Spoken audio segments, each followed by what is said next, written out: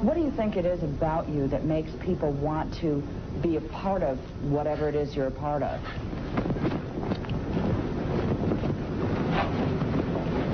I'm brand new. Everything I do is always brand new. I'm on the premise of reality. I walk a real road. I'm a real person inside. I'm not a phony. I don't put on no airs. I say what I think. You see what I'm saying? Aren't you putting on an air now? Aren't you putting on an act for me? When you look it back, see if it's an air. See it where you get it. And someone sees it and goes by and they say, hey, how you doing? I say, pretty good. How you be? Well, God, I guess you're my best friend, being I invented you. You believe in God, Charles? Sure, I believe in myself. Why wouldn't I? Which one? Are you Jesus Christ? Which Jesus? There's all kinds of Jesuses. There's a black Jesus down in Florida. He's having a good time. There's a Mexican Jesus in Mexico. I mean, there's all kinds of Jewish Jesus. I mean, Jesus, you know. There's all kinds of Jesus coming back everywhere. And nothing can stop it. It's a consciousness that lives in your mind. Born in Ohio, 1934, Charles Manson is notoriously connected to the brutal slayings of actress Sharon Tate and other Hollywood residents, but he was never actually found guilty of committing the murders himself. However, the famous Tate LaBianca killings have immortalized him as a living embodiment of evil. Images of his staring mad eyes are still used today to illustrate countless serial murders' news stories. But the Manson family, including Charles Manson and his young, loyal, dropout disciples of murder, is thought to have carried out 35 killings. Although most were never tried, either for lack of evidence or because the perpetrators were already sentenced to life for the Tate LaBianca killings. In 2012, Manson was denied parole for the 12th time. Charles Manson was born Charles Miles Maddox on November the 12th, 1934, in Cincinnati, Ohio, to Kathleen Maddox, a 16-year-old girl who was both an alcoholic and a prostitute. Kathleen later married to William Manson, but the marriage ended quickly, and Charles was placed in a boys' school. Although Charles ran back to his mother, she didn't want anything to do with him. Charles was soon living on the streets and getting by through petty crime. By 1951, Manson began spending time in prison. And early on, before he discovered the benefits of being a model prisoner, he was considered dangerous, and he would eventually spend half of his first 33 years of his life behind bars. A new chapter in his life began in 1955, when he married a 17-year-old girl and moved with her to California. She became pregnant, but Manson resumed a life of crime again, once again stealing cars. It wasn't long before he was back behind bars, and by 1956, his estranged wife had left with their child and her new lover. Manson later had another child with a different woman while out on probation. He was described by probation reports as suffering from marked degree of rejection, instability and psychic trauma, and constantly striving for status and securing some kind of love. Other descriptions include unpredictable and safe only under supervision. From 1958, Manson was in and out of jail for a variety of offences, including pimping and passing stolen checks, and he was sent to McNeil Island Prison in Washington State for 10 years. During this time, he had also raped a fellow male prisoner while brandishing a razor. It was while he was incarcerated that he tapped into his creative talents and learned how to read music and play the guitar. Manson was released on March the 21st, 1967, and the following year he would spearhead a murderous campaign that would make him one of the most infamous figures in criminal history. But in many ways, Manson reflects personality traits and obsessions that are associated with gurus and cult quasi-religious groups that began to emerge in the 1960s and are still with us today. He was pathologically deluded into believing that he was a harbinger of doom regarding the planet's future, in much the same way that a cult and evangelist figures today claim prophetic knowledge of the world's end. Manson was also influenced not only by drugs such as LSD, but by artworks and music of the time such as the Beatles song HELTER, SKELTER from their White Album. He had a strong belief and interest in the notion of Armageddon from the Book of Revelations, and Scientology and more obscure cult churches such as the Church of the Final Judgment were also fleeting interests. After 1967, Manson gathered a group of followers who shared his passion for an unconventional lifestyle and a habitual use of hallucinogenic drugs such as LSD and magic mushrooms. The family, as they become known, moved to San Francisco, and later to a deserted ranch in the San Fernando Valley. His followers, numbering around 100, also included a small hardcore unit of impressionable young girls.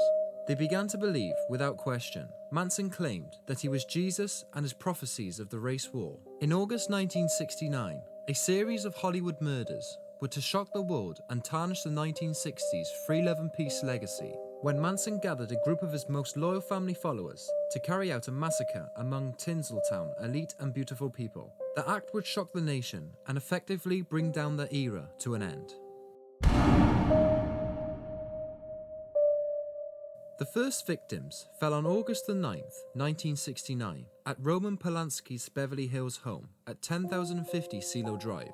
Manson chose 4 of his most obedient comrades, Charles Tex Watson, Susan Atkins, Patricia Krenwinkel, and Linda Kasabian, to carry out these crimes. Kasabian acted as the getaway driver and was to become the star witness during the trial. The victims inside the house were actress Sharon Tate, the writer Wojciech Wachowski and his partner, the coffee bean heiress Abigail Folger, and the celebrity hairstylist Jay Sebring, who had returned to the Polanski residence after dining out. Polanski himself was away in London shooting a film. The first victim was 18-year-old Stephen Parent, who had been visiting his friends William Garrettson, who took care and lived in a guest home on the CeeLo Drive property, which Polanski and Tate rented. He was shot as he drove away from the house in the dark, early morning hours, and was spotted by the intruders. Kasabian was horrified by the shooting of the boy, and she remained outside to keep watch. When the other 3 broke into the house, they herded the occupants into the living room and tied them up. Manson himself took no part in the actual killings, but directed his murderous disciples to the address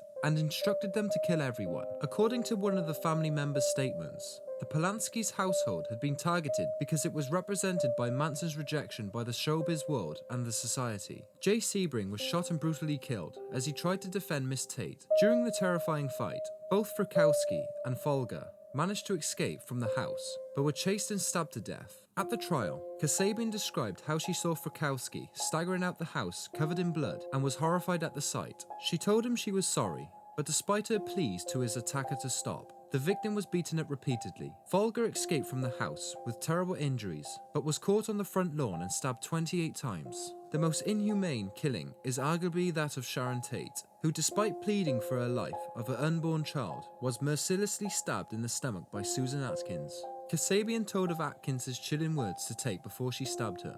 "Look, bitch, I have no mercy for you.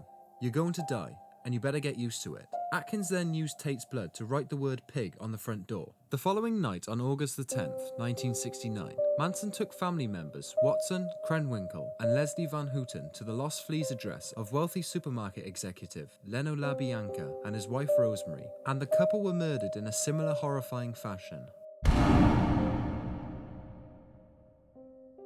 Ironically, Manson and his family were arrested not only on suspicion of the murders, but simply on the belief that they had vandalized a portion of Death Valley National Park while they were hiding out in the Mojave Desert. In 1969, the county sheriff had them in custody, not realizing that he had murder suspects on his hands. But it was the confessions of Susan Atkins, whilst held in detention on suspicion of murdering Gary Hinman during an unrelated incident, that led detectives to realize that Manson and his followers were involved in the Tate LaBianca killings. Various motivations were examined during the course of the trial, the most feasible being that Manson's pathological ego, insanity and belief in Armageddon were influences that led him to leave behind a trail of destruction. Manson believed that he was the new Messiah and that after a nuclear attack, he and his followers would be saved by hiding in a secret world under the desert. His prophetic versions included a belief that the race war would end in a black victory, and Manson, along with his family members, would have to mentor the black community as they would lack experience to run the planet.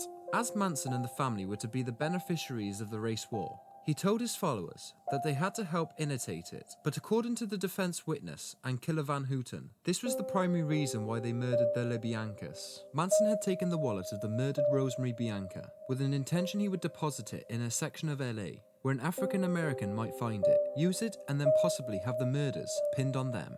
Later in court, Van Houten, who was just 19 when she took part in the LaBianca killings, alleged that Manson had taken advantage of her vulnerability and dislike for her mother, although she believed, like the other members, that he was a man of vision. 30 years later, during a parole board hearing, she said she was horrified by what she had done that night and desperately wanted to redeem herself. Van Houten was denied parole in 2006 and again in 2010. Susan Atkins, possibly the most disturbed of all the killers, admitted in initial confessions to fellow prisoners that she had wanted to cut out Tate's unborn baby but didn't have the time. She also revealed that the other grisly macabre acts were to be perpetrated against the victims, and that a list of other high-profile Hollywood stars were on a list to be killed and mutilated. These included Elizabeth Taylor and husband Richard Burton, Frank Sinatra, Steve McQueen, and Tom Jones. When asked why they wanted to kill such people, Atkins replied that they, Manson and the family, wanted to commit murders that would shock the world and make people take notice. The trial began in June 1970. Ronald Hughes was a young lawyer with experience and knowledge of the 1960s counterculture. He was assigned as Manson and Van Houten's attorney, but decided to drop Manson in favor of defending Van Houten, who he thought could convince the jury that she was under the influence of Manson. The move may have cost him his life, as in 1970, Hughes went camping and disappeared. His decomposed body was found several months later, and it is thought that he was the victim of a retaliation killing by members of the Manson family for, in their eyes, betraying their leader. During the trial, Manson released an album titled Lie, in an effort to raise money for his defense. Manson revealed in media attention and during court proceedings turned up with an X carved into his forehead. Some of his female followers copied the act and shaved their heads, sometimes sitting at the courthouse. The X was gradually modified until it turned into a swastika. Throughout the trial, the killers often giggled and exchanged grimaces with Manson, showing no remorse for their crimes. On January the 25th, 1971, Manson was convicted of first-degree murder for directing the deaths of Tate and LaBianca victims. He was sentenced to death, but this was automatically commuted to life in prison after California's Supreme Court invalidated all death sentences prior to 1972. Kasabian was granted immunity for a part in acting as a star witness. Susan Atkins was sentenced to death, but her sentence was later commuted to life in prison. She was incarcerated from 1969 until her death in 2009. Manson is serving his time in Corcoran State Prison in California. Even behind bars, he has still managed to attract followers. A woman named Afton Burton, who calls herself Star, claimed that she and Manson are in a relationship. In a 2013 interview with the Rolling Stones magazine, she said that, "I'll tell you straight up, Charlie and I are going to get married. When that will be, we don't know. But I take it very seriously. Charlie is my husband. Charlie told me to tell you this." At the age of 19, Star moved from Illinois to Corcoran, California, to be near the prison where Manson is incarcerated. In November 2014, 26-year-old Star and 80-year-old Manson got a marriage license. Star also runs several websites aimed at getting Manson released from prison. However, their marriage license expired in 2015, and allegations were made in February of that year by writer Daniel Simone that Star primarily intended to marry Manson so she could publicly display his corpse for profit after his death. The original house owned by the Polanskis at 10,050 CeeLo Drive has since been demolished. The property that replaced it still stands empty. No agents will include it on their books.